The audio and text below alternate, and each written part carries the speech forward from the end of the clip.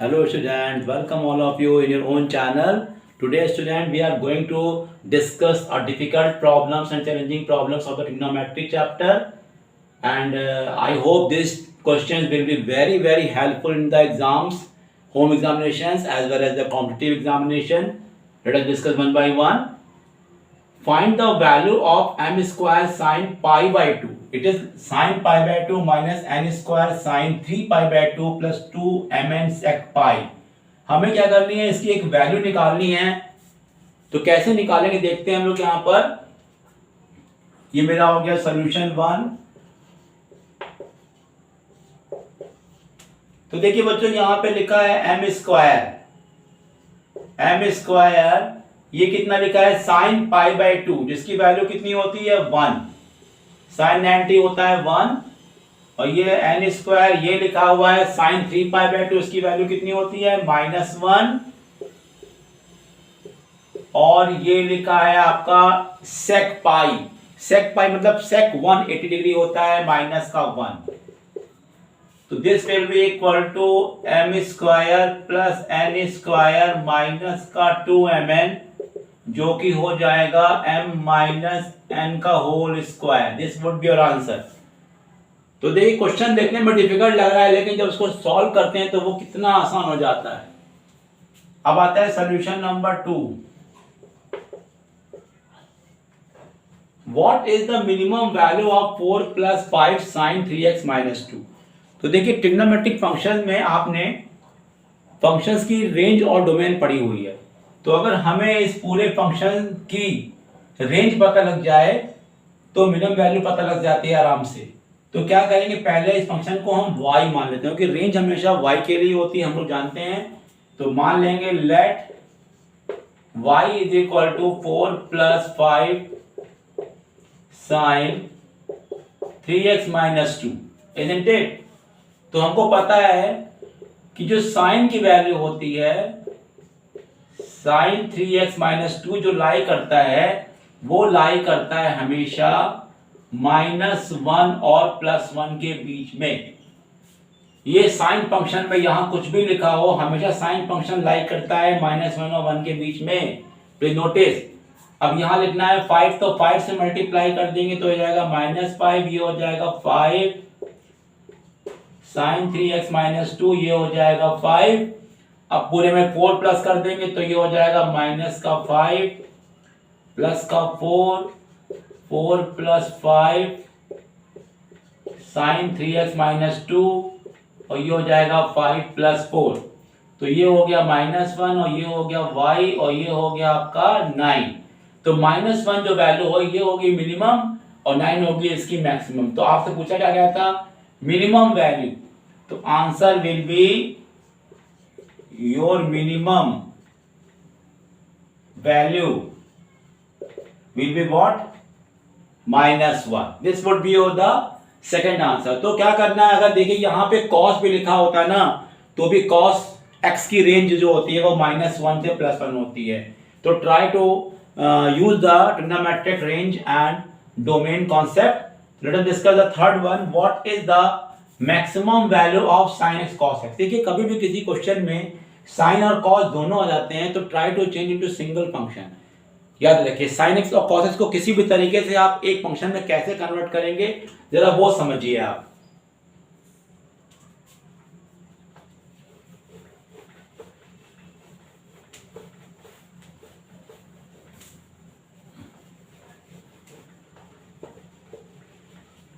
तो let us सी. अब करते हैं आप question number 3. It is question number 3.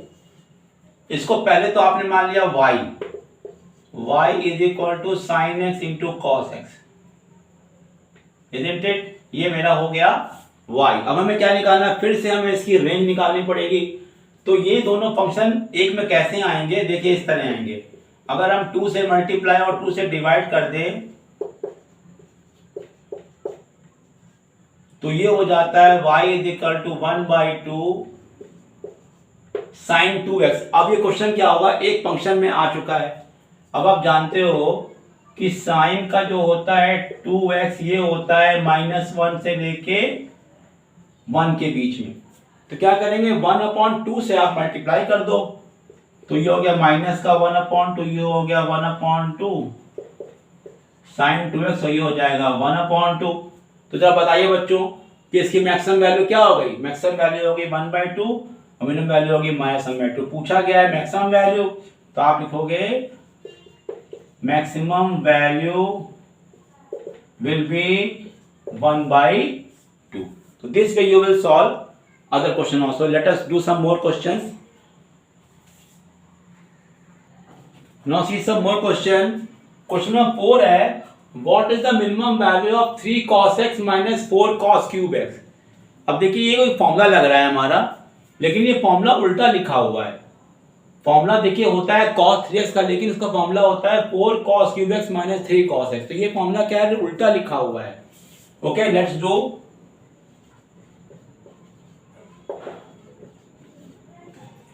तो क्या किया आपने? इसको लिख लिया y इज इक्वल टू, जिसको भी जब भी आपको मैक्सिमम वैल्यू निकालनी होगी आप उस क्वेश्चन को y के फॉर्म में लिख लीजिए। तो y इज इक्वल टू क्या हो जाएगा? 3 cos x minus 4 cos cube x। तो इसकी जानते हो क्या होगा? ये हो गया माइनस का cos 3x, क्योंकि आपका फॉर्मूला उल्टा लिखा है। cos 3 होता है 4 cos cube x minus 3 cos x, तो ये आपका फॉर्मूला उल्टा हो जाएगा माइनस cos 3x। अब चूंकि आप जानते हो कि cos 3x जो होता है वो लाई करता है -1 से लेके +1 तक। अब क्या करेंगे हम लोग? यहाँ पे माइनस से मल्टीप्लाई कर देंगे, तो ये हो जाएगा 1, ये इनइक्वालिटी बदल जाएगी, ये हो जाएगा माइनस cos 3x, ये बदल जाएगा -1। तो पूछा क्या गया है? Minimum value, the minimum value of this.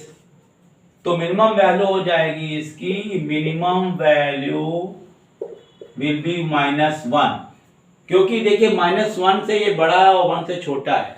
तो इसका मतलब ये हो गया कि 1 line more than equal to y more than equal to -1, यानी y की वैल्यू जो होगी मिनिमम वैल्यू -1 होगी, मैक्सिमम वैल्यू 1 होगी। तो आंसर विल बी -1। फिर अब आता है आपका सॉल्यूशन नंबर 5। यहां क्या लिखा हुआ है? What is the least value of 2 sin square x plus 3 cos square x। Student देखिए यहाँ पर भी दो फंक्शन आए हैं, साइन भी आया है, कॉस भी आया है। तो हमें दोनों में से दोनों को किसी एक में करना पड़ेगा। तो चाहे इसको चेंज कर लो कॉस में, चाहे इसको चेंज कर लो साइन में, आंसर पे कोई फर्क नहीं पड़ने वाला। तो इसको लिख सकते हैं हम लोग क्या? 1 माइनस कॉस स्क्वायर x लिख सकते हैं, या इसको लिख सकते हैं 1 माइनस साइन स्क्वायर, जो आपकी मर्जी है, किसी एक को चेंज करेंगे। तो क्या करेंगे हम लोग बच्चों? यहाँ पर पहले मान लेंगे y और ये लिख देंगे 3 1 माइनस का cos स्क्वायर x और 3 cos स्क्वायर। मैंने क्या किया? इसको चेंज कर लिया, इट इज 2 इसको चेंज कर लिया 1 minus cos square x plus का 3 cos स्क्वायर x। अब इसको क्या करते हैं? अगर हम इसको खोलते हैं तो आएगा 2 minus 2 cos square x plus का 3 cos स्क्वायर x, जो कि आ जाएगा 2 प्लस cos स्क्वायर x। ये आ गया y। अब आपको पता होना चाहिए कि कोई भी स्क्वायर फंक्शन होता है उसकी रेंज कहाँ होती है? वो हमेशा पॉजिटिव होता है, ये आपको पता होना चाहिए। यहां देखिए लिखा है cos x की रेंज क्या होती है? -1 से +1।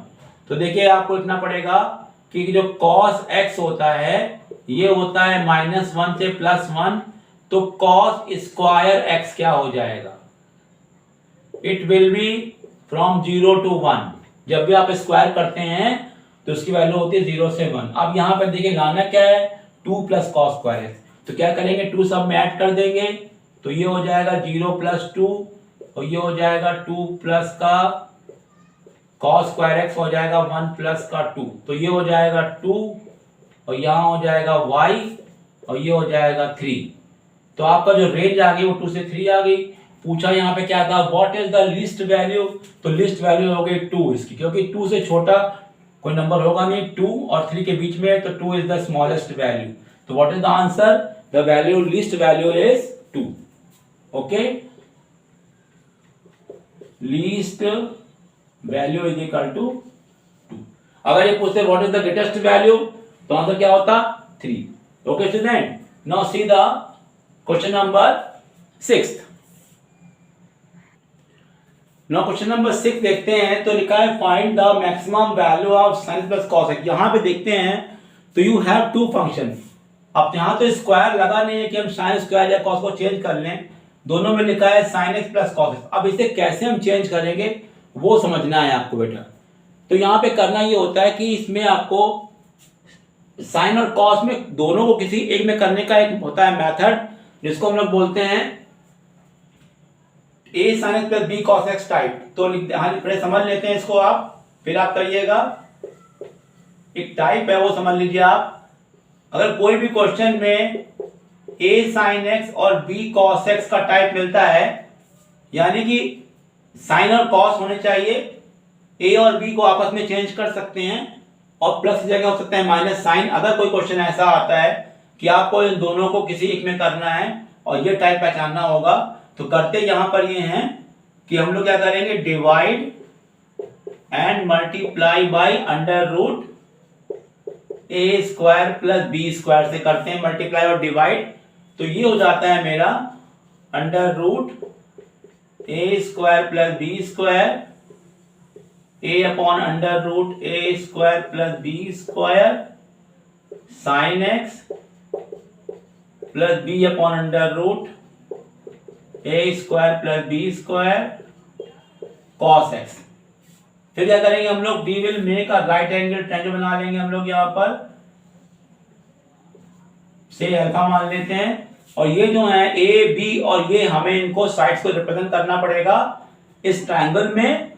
और याद रखना है आपको, यहां दो फॉर्मूले बन सकते हैं। अगर आप इसको लिखते हैं कॉस अल्फा लिखते हैं तो यहां पर ए हो जाएगा, यहां बी हो जाएगा। अगर इसको लिखते हैं आप साइन अल्फा लिखते हैं तो ए यहां हो जाएगा, बी यहां हो जाएगा। ये डिपेंड करता है फॉर्मूला कौन सा बना रहे हैं। तो मैं बनाता हूं, यहां फॉर्मूला बना देता हूं कॉस का। तो ये हो जाएगा ए और ये हो जाएगा बी और ये हो जाएगा अंडर रूट ए स्क्वायर प्लस बी स्क्वायर। तो ये हो जाता है बच्चों ए स्क्वायर प्लस बी स्क्वायर का अंडर रूट और ये हो जाएगा आपका कॉस अल्फा साइन एक्स और ये हो जाएगा आपका साइन अल्फा कॉस एक्स। तो ये बच्चों क्या हो जाएगा लास्टली ए स्क्वायर प्लस बी स्क्वायर हो जाएगा हमारा साइन एक्स प्लस अल्फा। तो चूंकि आपको पता होना चाहिए कि साइन एक्स प्लस अल्फा की वैल्यू कहां से कहां लाई करती है, -1 से लेके +1, ये पता है आपको ना। अब क्या करेंगे, ये लाना है तो क्या करेंगे, अंडर रूट ए स्क्वायर से मल्टीप्लाई कर देंगे। तो ये हो जाएगा माइनस अंडर रूट ए स्क्वायर प्लस बी स्क्वायर, ये हो जाएगा आपका अंडर रूट ए square plus B square sine x plus alpha और ये हो जाएगा अंडर रूट ए square plus B square. Okay student, तो देखा आपने, ये हो जाएगी इसकी मिनिमम वैल्यू और ये हो जाएगी इसकी मैक्सिमम वैल्यू। तो आपको करना क्या है, ये आपको याद करना है। ये जो है बहुत इंपॉर्टेंट, जो ये मैंने लिखाया है ये बहुत इंपॉर्टेंट रिजल्ट है। अगर ये आपको टाइप दिया हुआ है तो उसको आप ये याद रखो कि इसका रिजल्ट जो आता है वो है रूट ए square plus B square minus का और प्लस का लिखना है। ये इसकी मिनिमम वैल्यू है, ये इसकी मैक्सिमम वैल्यू है। इससे सीधे आप आंसर निकाल सकते हैं। अब देखिए क्वेश्चन में क्या है, what is the value maximum value of sine plus cos. तो बताइए यहाँ पर ए की वैल्यू कितनी है 1 और बी की वैल्यू कितनी है 1। तो अगर आप इसको सॉल्व करते हैं तो क्या मिलेगा, देखिए आपका देखिए तुरंत आंसर आ जाएगा इसमें। देखिए मैंने यहां लिखा हुआ है, तो आपने यार क्या लिखा है यहाँ पर, y इज इक्वल टू लिखा sine x plus cos x. अब इसमें क्या है, a की वैल्यू 1 है और b की वैल्यू 1 है, तो अंडर रूट करेंगे ए स्क्वायर प्लस बी स्क्वायर तो कितना आएगा, अंडर रूट 2 आएगा। तो इसका आंसर जानते हैं कितना आएगा, इसका आंसर आएगा under root 2 minus sine x plus cos X under root 2। तो इसका मतलब ये हो गया कि माइनस का रूट 2 और ये हो गया y और ये हो गया रूट 2। तो पूछा क्या है, what is the maximum value, तो आप बताएंगे इसका आंसर √2। तो आंसर आपका ये हो गया कि maximum value is equal to √2। अगर पूछ लेते हैं what is the minimum value, तो आंसर मिलेगी -√2। तो इस कॉन्सेप्ट को याद रखिए, आपको पूरा सॉल्व नहीं करना है, आपको देखना है sin x होना चाहिए, cos होना चाहिए, और दोनों का कोफिशिएंट जो भी है वो आपको a और b मानना पड़ेगा। तो आपको इस फॉर्मूले में रखना है √a² + b² माइनस में और प्लस में। तो माइनस वाला हो जाएगा मिनिमम वैल्यू, ये हो जाएगी maximum value. Okay student, now see the some more questions. Now see the question number 7 is the equation 6 sec square x minus 5 sec plus 1 is equal to 0 possible। अब आपको क्या हुआ है कि कोई इक्वेशन दे रखी है ट्रिग्नोमेट्री की, और जो कि सेक में है, तो बताना ये इक्वेशन लिखी गई है, तो जो सेक एक्स का जो आंसर आएगा क्या वो आंसर पॉसिबल होगा। तो अगर वो आंसर पॉसिबल होगा तभी ये इक्वेशन पॉसिबल होगी। तो we have to find the value of sec X. Okay, तो करते हैं। यहाँ देखिए ये आपका लिखा हुआ है 6 sec स्क्वायर एक्स माइनस का 5 प्लस 1 इज इक्वल टू 0। अब देखिए क्या करेंगे, इसको हम फैक्टराइज कर लेते हैं। तो फैक्टर क्या हो रहा है, 6 1 जा 6 आ रहा है, तो 3 2 जा 6 हो जाएगा, यानी प्लस करने पे आता है 5। तो मैंने इसको प्लस कर दिया, तो 6x² ये हो जाएगा माइनस का 3 sec x माइनस का 2 sec x प्लस का 1, इसे कर लिया फैक्टर। इसमें कॉमन ले लेंगे, कॉमन कितना आ जाएगा बच्चों, 3 sec आ जाएगा, तो ये हो जाएगा 2 sec x माइनस का 1, यहाँ हो जाएगा -1 कॉमन, तो ये हो जाएगा 2 sec x minus 1 equals to 0। तो फैक्टर बन गए आपके 3 sec x माइनस 1 और बन गया 2 sec x माइनस 1। तो इससे आपके दो आंसर आ गए। एक आपका आया आइदर sec x आ गया 1/3 और आया आपका sec x आ गया 1/2, isn't it? अब पता है आपको यहां पर होना चाहिए कि ये हमारा sec आ गया, तो cos x कितना आ गया 3, और यहां से cos कितना आ गया 2 आ गया। आप बताइए cos x जो होता है इसकी रेंज होती है -1 से लेके 1 तक। तो जो वैल्यू 3 वैल्यू है वो भी इसमें नहीं पड़ रही है और 2 भी इसमें नहीं पड़ रही। इसका मतलब ये हुआ कि दोनों वैल्यू गलत हैं, तो यानी ये इक्वेशन पॉसिबल नहीं है। तो लिख देंगे यहाँ पे नॉट पॉसिबल, क्योंकि जो भी हमको इससे आंसर मिल रहा है वो पॉसिबल नहीं है। इसका मतलब इक्वेशन ही पॉसिबल नहीं हो सकती। Okay, see some more question.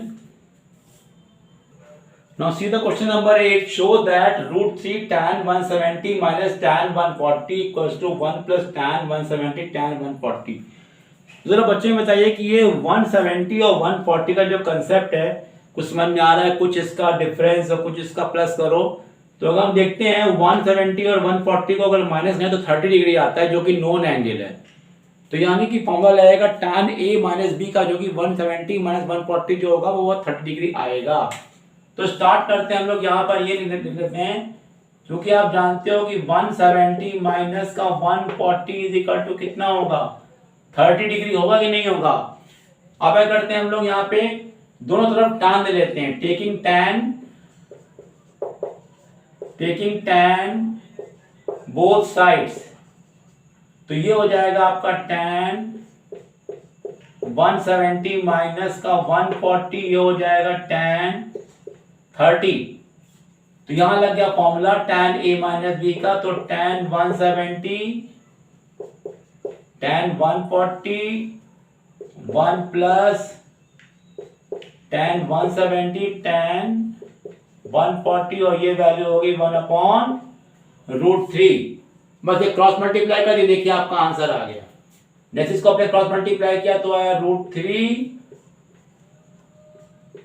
tan 170 minus tan 140 equals to 1 plus tan 170 और tan 140।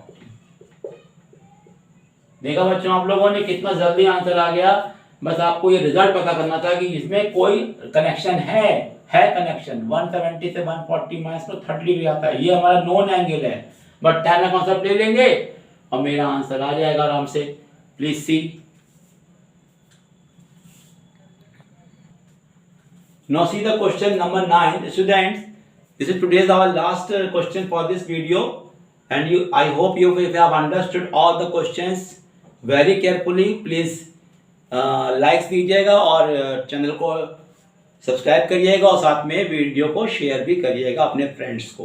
ओके स्टूडेंट, और हम लोग अगले वीडियो में कुछ और डिफिकल्ट प्रॉब्लम लेकर आएंगे इसी टॉपिक की, then we will complete it. Okay, now question है, if x y z are in AP prove that cot y is equal to sin x minus sin z upon cos z minus cos x। तो देखिए ये question AP से संबंधित है। तो अगर कहता है x y z are in AP, हम लोगों ने पढ़ा है कि अगर 3 नंबर एपी में होते हैं तो उसमें क्या रिलेशन होता है। देखिए आपको पता है कॉमन डिफरेंस सेम होगा, यानी इसका मतलब ये हो गया कि y minus x will be z minus y। इसका मतलब हो गया 2y is equal to x plus z. ये होता है रिलेशन अगर एक्स वाई जेड एपी में होते हैं तो। ओके, ये आप समझ लीजिए, ये एक रिजल्ट है जो कि आप याद कर लो कि 3 नंबर अगर एपी में है तो जो बीच का नंबर होता है उसको 2 से मल्टीप्लाई कर दो और जो नंबर किनारे लिखे हैं उनको प्लस कर दो। अब ये कॉन्सेप्ट यहां लगाना पड़ेगा। तो देखिए बच्चों, यहां पर हम क्या लेते हैं, हम लेते हैं RHS। ये दिया है हमको sin x माइनस का sin z upon cos z minus का cos x। अब यहां ले देखो बच्चों, sin c minus sin d, तो ये क्या होता है, ये होता है 2 cos c plus d by 2 into sine c minus d by 2।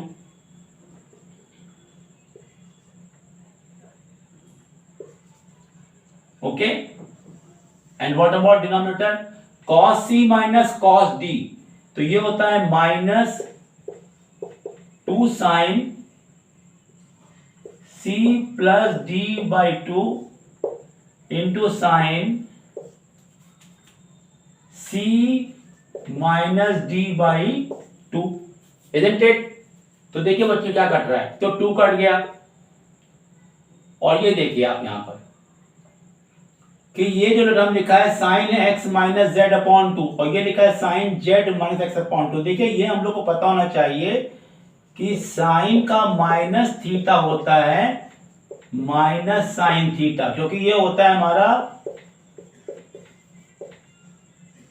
4th quadrant में। साइन की वैल्यू क्या होती है, नेगेटिव होती है। तो इसका मतलब ये हुआ कि जो माइनस साइन लगा है इसको अगर अंदर भेज दे तो ये हो जाएगा x माइनस जेड अपॉन 2। तो नेक्स्ट स्टेप में क्या हो जाता है, ये हो जाएगा आपका cos x plus z upon 2। इसको तो आप ऐसे लिख रहने दो, और नीचे आपका देखिए क्या किया, माइनस को आपने अंदर भेज दिया, तो ये हो जाएगा sine x plus z upon 2, ये हो जाएगा आपका sine x minus z upon 2। तो ये टर्म पूरा कैंसिल हो जाता है, और ये आपका क्या आ जाएगा जानते हो, cot x plus z upon 2। और x प्लस जेड कितना है, 2y, ये भी दिखाई दे रहा है, तो ये हो जाएगा आपका 2y अपॉन 2, ये कैंसिल हो गया। तो क्या बच्चों आया आंसर, cot y, जो कि आपका LHS है, isn't it? Okay student, now we will discuss some more questions in the next video. I hope you will see. Okay, all the best.